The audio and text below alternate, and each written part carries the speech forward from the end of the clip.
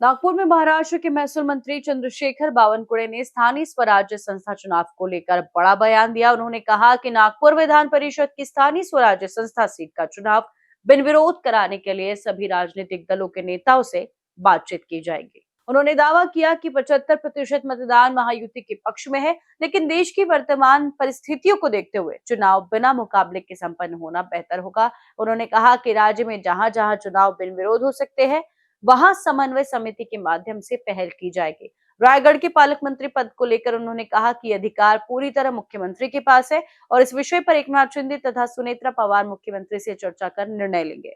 Petrol diesel कीमतों में बढ़ोतरी पर बावनकुळे ने कहा कि खाड़ी देशों में चल रहे संकट का असर देश पर पड़ रहा है। उन्होंने प्रधानमंत्री नरेंद्र मोदी के बचत संदेश का समर्थन करते हुए कहा कि देश हित में सभी को साथ देना चाहिए। ऑपरेशन टाइगर पर उन्होंने जानकारी होने से इनकार किया, जबकि मंत्रियों की ऑनलाइन उपस्थिति पर कहा कि आवश्यकता के अनुसार कुछ मंत्री ऑनलाइन बैठकों में शामिल हो सकते हैं। नागपूर विधान परिषदेची स्थानिक स्वराज्य संस्थेची जागा ही बिनविरोध व्हावी याकरता मी सर्वच पक्षाच्या नेत्यांशी बोलणार आहे।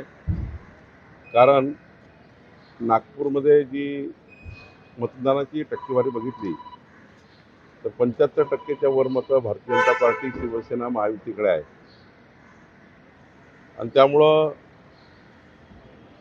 मला विश्वास आहे की ही निवडणूक होण्यापेक्षा निवडणुकीमध्ये जे काय आता पेट्रोल डिझेलची टंचाई आहे किंवा थोडी आपत्ती आहे याचा विचार करून मला वाटतं ही निवडणूक अनौपचारिक व्हावी अशी विनंती मी सर्वांना करणार आहे। राज्यातील ज्या निवडणुका अनौपचारिक होऊ शकतात त्याही अनौपचारिक केल्या पाहिजे। त्याकरता पुढाकार घेणे आम्ही सर्वच पुढाकार घेणार आहोत। आमच्या तिन्ही पक्षाच्या जागा वाटपाबद्दल माननीय मुख्यमंत्री देवेंद्र फडणवीसजी, सुनेत्रा पवारजी, एकनाथ शिंदेजी बसून आमच्या पक्षाची समन्वय समिती आहे, रवींद्र चव्हाणजी आहेत, त्या समन्वय समितीमध्ये बसून काय चांगला मार्ग काढता येईल तो आम्ही काढण्याचा प्रयत्न करतो आहे। एकंदरीत निवडणुका बिनविरोध व्हाव्या हाच भूमिका आमची आहे। त्यामुळं मला विश्वास आहे की अनेक ठिकाणी या भूमिकेला सर्वच पक्ष साथ देतील। सर, रायगडचं पालकमंत्री पद शिवसेनेकडे जाणार आहे, हा सर्वस्वी अधिकार माननीय मुख्यमंत्र्यांचा आहे, पण एकनाथजी, सुनेत्रा पवारजी बसून माननीय मुख्यमंत्री निर्णय करतील। मला वाटतं की मुख्यमंत्र्यांना जे लोक किंवा जे नेते किंवा जे पदाधिकारी भेटतात, आमदार, खासदार, मंत्री, केवळ राजकीय विषय हा बोलत नसतात।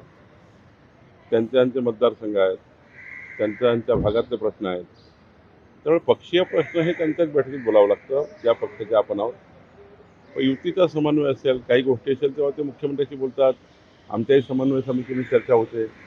मला वाटतं याच्यामध्ये काही आलबेल नाही आहे म्हणून भेटतात असं मला वाटत नाही।